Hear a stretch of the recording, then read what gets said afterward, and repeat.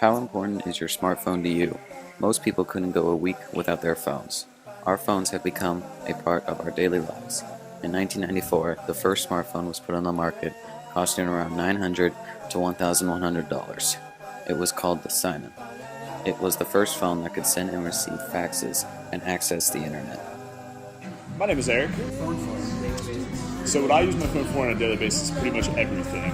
When it comes to checking my email, keeping track of tasks for work, calendar reminders, a lot of organization, but I also use it for, social media, going online, checking out any websites. I use it for just about everything. Man, I'll tell you what, right now what I really think about is virtual reality. I think about that not only from a phone perspective, but from everything going forward. I think that everybody wants, as mentioned, better battery life. I think that, hopefully we get technology one day where you're charging your phone once a week versus, once a day or maybe twice a day, depending on what model you have. I don't know. I would hope so. I would hope I could function. I think that, in today's day and age, everybody's so reliant on technology. We're in a technology company. We still love the personal interaction between people, text messaging and Facebooking and Instagram and snapping is awesome, but the personal connection is still a big part of everybody's life, so I hope so. My current job right now, probably not. I need to be on my phone a lot, and we need to move very quickly, but I don't know, I still like the personal aspect. I love talking to people, so even interviewing like this is cool. The personal aspect is it's part of everyone's life, so yeah. Thank you guys, enjoyed it. So I typically allow smartphones in the classroom for a couple of reasons. One, they're just a useful resource. We've all been in that situation where it's just faster to look it up on your phone than anywhere else. Plus, I do a lot of documentation of projects, and I'll tell students, okay, take a picture of the step where you're on right now, because I want you to put that in a document or online so we can see that you're making progress. So my default is you can have a phone, but the other way I look at it is you have to learn how to use it from the perspective of time and place. And if I just automatically collect them all, then nobody's going to learn that, oh, okay, this is the time that I use it for work. Like you have a real job.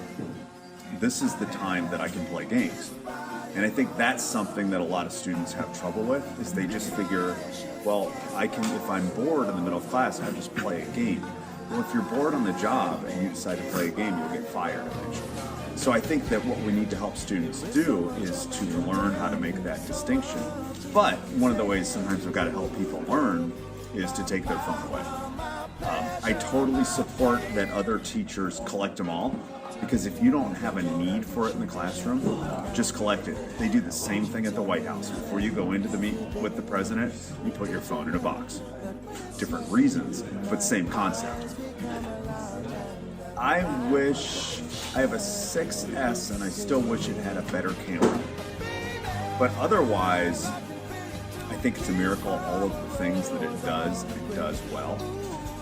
Consider where we were 6 years ago, with smartphones really not existing, to where we are now, and the power that you have to hold and use. I have no limits. So I do a lot of photography with it, a lot of email.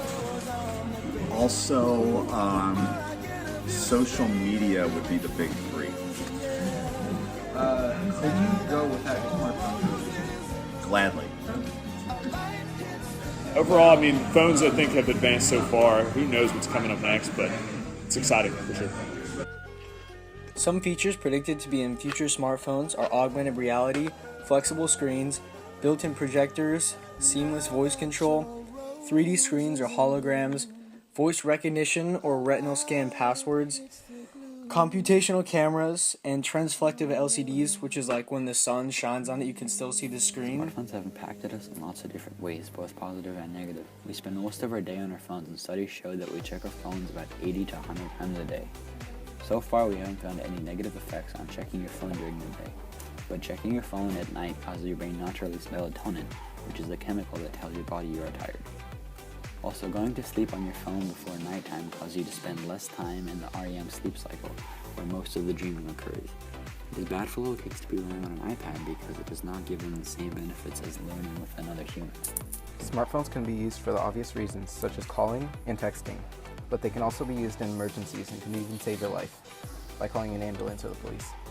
Next to calling, smartphones are used the most for taking photos and videos and checking social media. What do you use your phone the most for?